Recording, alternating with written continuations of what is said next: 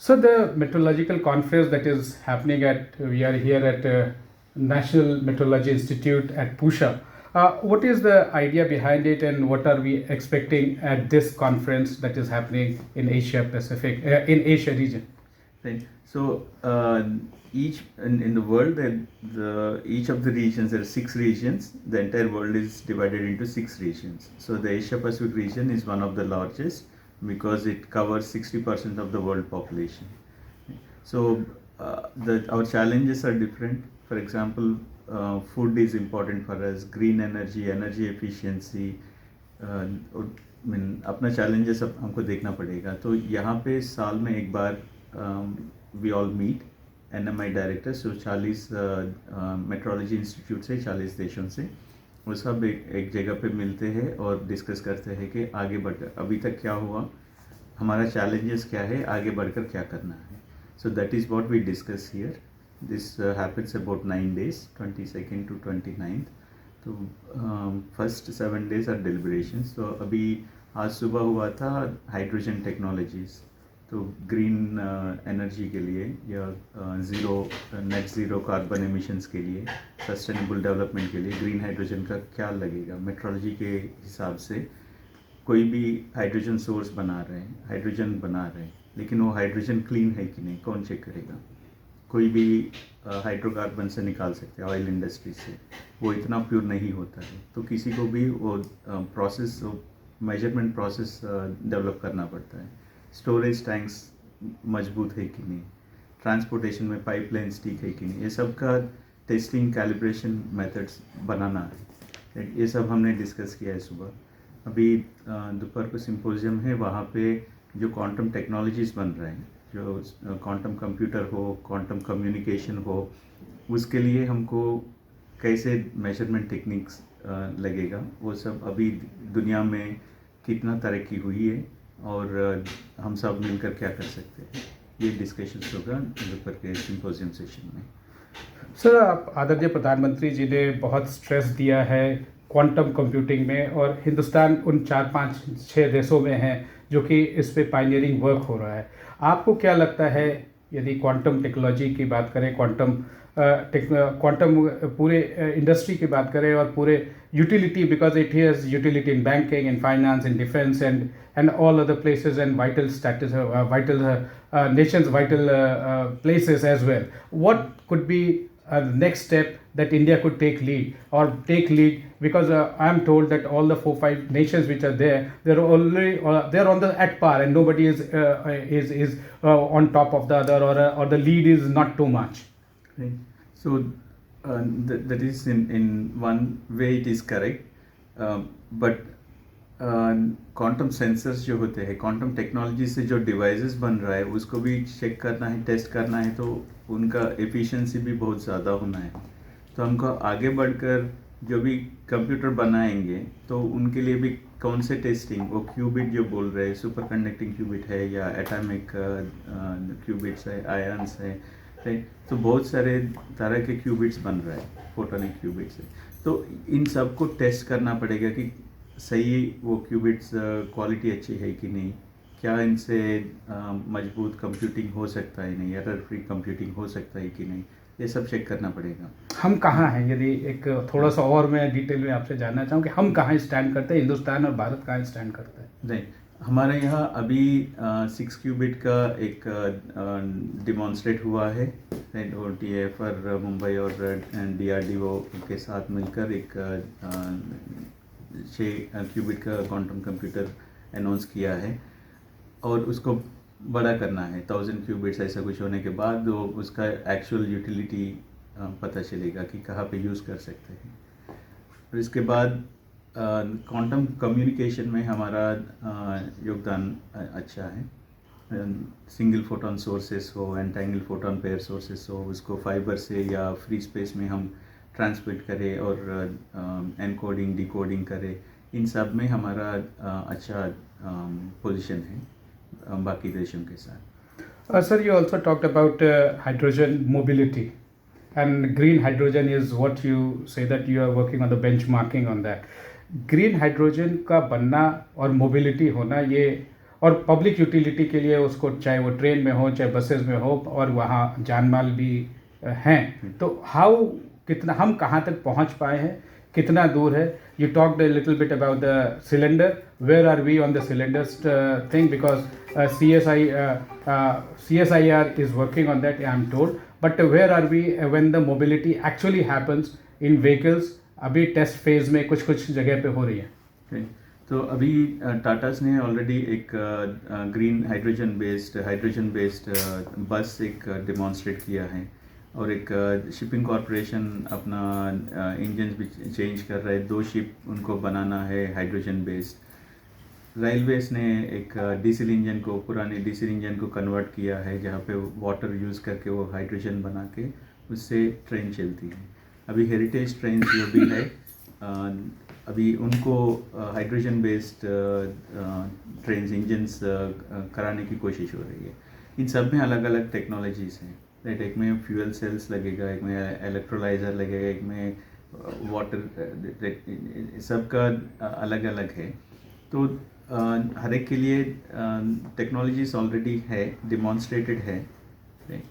L&T ने एक बड़ा इलेक्ट्रोलाइज़र डिमॉन्स्ट्रेट किया है. तो वैसे हमारे देश में बाकी देशों के जैसे टेक्नोलॉजीज़ है, लेकिन जहाँ पे हम आज सुबह की जब बात हुई है, चाइना की बात हुई है या ऑस्ट्रेलिया की बात हुई है, कोरिया की बात हुई है, तो वो सब मेट्रोलॉजी का है, स्टैंडर्ड्स भी बना रहे. इवेंचुअली इतने सारे टेक्नोलॉजीज़ में कौन सा स्टैंडर्ड, कौन सा टेक्निक या कौन सा टेक्नोलॉजी फाइनली इंडस्ट्री में प्रोपेगेट होगी और उसका मार्केटिंग होगा, वो स्टैंडर्ड्स के ऊपर डिपेंड होता है. अगर हम ये स्टैंडर्ड्स के ऊपर ध्यान नहीं दिया तो हम पीछे पड़ जाएंगे, एटलीस्ट हमारे इंडस्ट्री पीछे पड़ जाएगी दुनिया के हिसाब से. So when do you think that we will be up and running to, one, bring that technology in the industry, transfer हो पाए, और वर्ल्ड वाइड हम इसको in a longer picture world wide हम इसको प्रमोट कर पाए? वो टाइम लैग या वो टाइम फ्रेम आपके हिसाब से क्या लग रहा है, because you are in the thick of things? नहीं, जैसे गवर्नमेंट का नेशनल ग्रीन हाइड्रोजन मिशन है, उसके हिसाब से टारगेट से 2030 तक हमको पायलट प्लांट्स लगाना है डिफरेंट एरियाज़ में, राइट. 2030 और 2050 के बीच में हमको ये पायलट प्लांट्स और एक्चुअल रियलाइजेशन होकर इंडस्ट्री में ट्रांसमिट होना है. ट्रांसपोर्ट, शिपिंग, अपना फर्टिलाइजर्स इंडस्ट्री में, राइट. सो ये सब बायोमास से हाइड्रोजन बनाना, या राइट. सो मेम्ब्रेन से छोटे छोटे पार्ट्स भी हमको बनाना पड़ता है. तो ये सब साथ में चल रहे हैं. 2030 से 2050 तक हमको इंस्टॉलेशन से सब रियलिटी में मार्केट में होना चाहिए. ये गवर्नमेंट का टारगेट है. तो अभी जैसे बढ़ रहा है पायलट प्लान्स के हिसाब से, ये मुमकिन है, right. This is realisable target कि हम 2030 और 50 के बीच में ये हाइड्रोजन बेस्ड टेक्नोलॉजीज हमारे पास भी होंगे रोजाना जो हम यूज़ कर रहे हैं उसमें. AI एक ऐसा शब्द है जो बहुत वेग भी है और बहुत ब्रॉड भी है, और इसके बारे में जानकारी कम है. तो आप लोग इस पे भी कोई मंथन कर रहे हैं आगे के दिनों में, और कर रहे हैं तो क्या कर रहे हैं और कहाँ हम इसको ले जाएंगे? क्योंकि AI से डर भी उतना ही है, क्योंकि उसका दुरुपयोग से डर है, और अपॉर्चुनिटी है कि हम उसको और आगे ले जा पाएँ. जी, ये अगेन बहुत ही इम्पॉर्टेंट क्वेश्चन है, और मुश्किल भी आंसर करने के लिए, क्योंकि हर एक एरिया में अलग अलग होता है. जैसे मेडिकल फील्ड में जैसे बोल रहे इमेज रिकन्स्ट्रक्शन हो रहा है. अगर अभी डॉक्टर वो इमेज देखकर हमको पता है कि वो ट्यूमर है कि नहीं या कुछ है, अभी AI डिसाइड करेगा तो वो अपना मैनिपुलेशन करके कुछ इमेज एनहांसमेंट ये सब होता है. तो वो उसके लिए भी मेट्रोलॉजी चाहिए. जैसे कि रोबोटिक जो मेडिकल में यूज़ हो रहा था, अब उसके कई गुना और मल्टीपल यूटिलिटी बढ़ जाएगी. This is what I gather, right. तो अभी हमको AI का यूटिलिटी एक है बायोमेडिकल इक्विपमेंट में, उनका भी स्टैंडर्डाइजेशन होना है. जो प्रोटोकॉल्स, जो ऑल्गोरिथम्स यूज़ कर रहे हैं वो सही है कि नहीं, सही फिल्टर कर रहे हैं, नॉइज़ को फिल्टर करके, नहीं तो कुछ और शेप दिखा देगा, राइट. नॉइज़ को भी ऐड करके कुछ, तो वो सब ना हो तो हमको एफर्ट लगाना पड़ेगा कि स्टैंडर्ड्स उसके लिए बनाना है. दूसरी चीज़ है कि मेट्रोलॉजी में AI मशीन लर्निंग इसका बहुत ज़रूरी है, क्योंकि अभी क्या कर रहे हैं कि मैन्युअली हम मेजरमेंट्स कर रहे हैं और उसके बाद हम लिखते हैं या कंप्यूटर में टाइप करके उसके बाद सर्टिफिकेट जनरेट करके जो इंडस्ट्री को देते हैं।